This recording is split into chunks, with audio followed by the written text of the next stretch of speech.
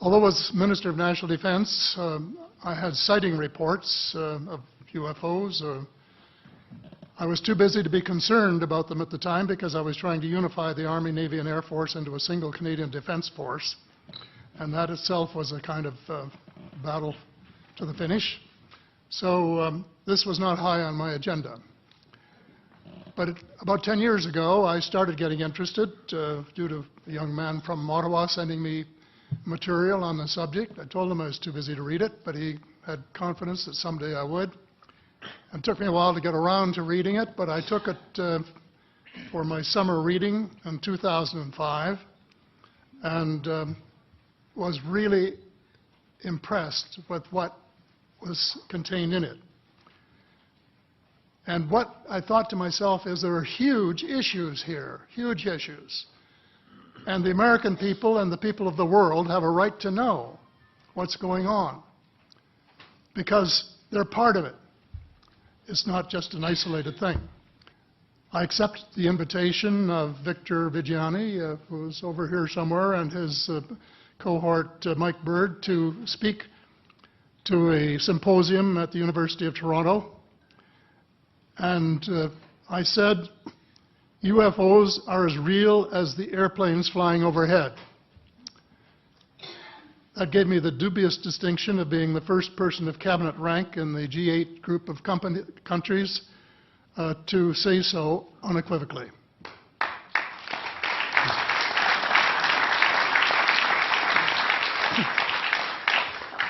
In the 1960s sometime, it was a flotilla of UFOs headed south that crossed into NATO territory in Europe.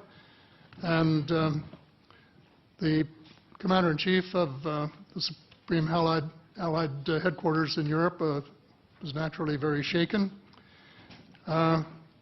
Fortunately, or maybe divine providence, before the panic button was pushed, the flotilla turned around and headed back north. Obviously, they had thought maybe they were Russian and they were very concerned about it. Anyway, an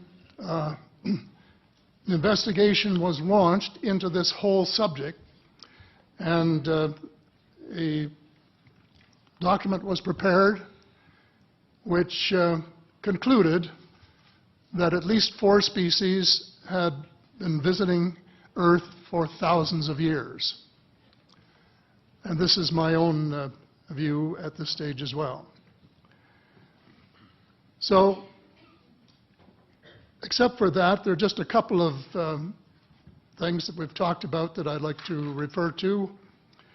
And one was that we were referring to them as they until this morning when Linda Moulton Howe, I think she was the first one, actually named 3 different species.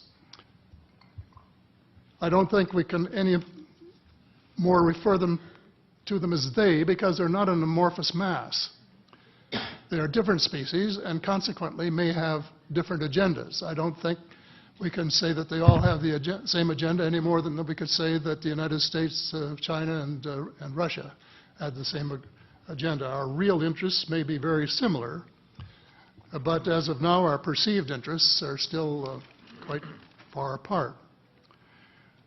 One more observation before I begin what I want to say, and that is that we spent quite a bit of time talking about the 66-year-old cadavers. And I was glad to have Linda this morning finally say that there are live ETs on Earth at this present time, and at least 2 of them probably working with the United States government. The other species that I learned about not too long ago was called the tall whites. And this is when Paula Harris broke the story just a few years ago.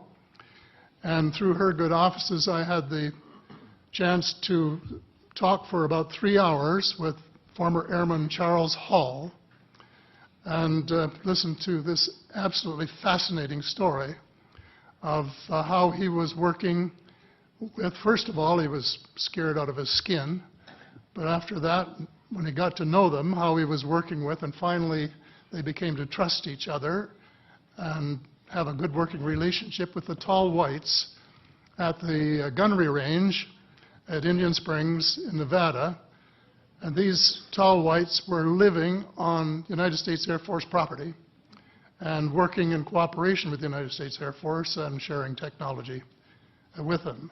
He wrote a book, incidentally, called Millennial Hospitality. There are 4 different versions, but Paula says that Millennial Hospitality number 2 is the best. I think that's the one I read, and it's a very interesting read if you want to sort of get inside the problem of what it's like to bump into these people floating across the terrain in the desert. Well, enough on that for now. My interest is in full disclosure. And my only caveat is I think probably I would say 95 to 98% full disclosure. I know of 1 or 2 things that I'm not sure should be in the public domain, at least yet. They will be someday, I'm sure, but not maybe immediately. But just as children survive the idea of the Tooth Fairy and Santa Claus when they become adult, I think that tax-paying citizens are quite capable of accepting the new and broader reality that we live in a cosmos teeming with life of various sorts. The fact that some other civilizations are more advanced than we are may be humbling. It exists, and it's being kept secret by the same vested interests who control our destiny. Who are these vested interests, and what are they up to? Well, Senator, you were talking about a military junta.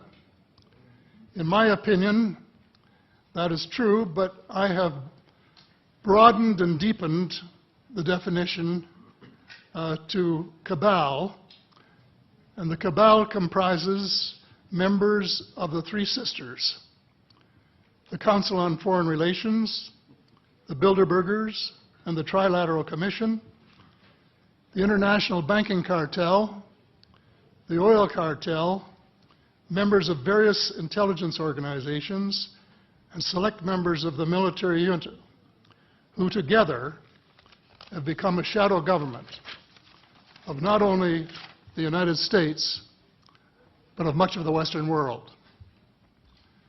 The aim of the game is a world government comprising members of the cabal who are elected by no one and accountable to no one. And according to Mr. Rockefeller, the plan is well advanced. Does this help you to understand why our civil rights are being taken away from us? I say us, because Canada too is included in the grand plan.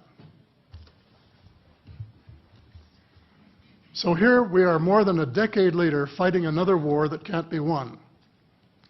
There is no country on earth powerful enough to protect its citizens against fanatical hate, as we learned from the Boston Marathon. And the mere attempt to pursue the impossible pits neighbor against neighbor and the state power structure against everyone. All of the freedoms won by the millions of men and women who fought and died in World War II are being flushed unceremoniously down the drain. The only hope of peace is a negotiated settlement. This will require a paradigm shift in American attitudes. It involves a de facto renunciation of the plan for a new American energy and the adoption of a pledge of cooperation with all humankind to build the kind of world which we are collectively capable of. Young people everywhere need to be challenged by a noble cause.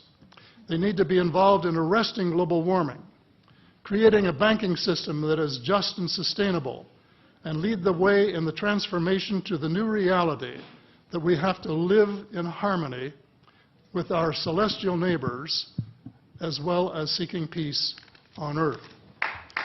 In a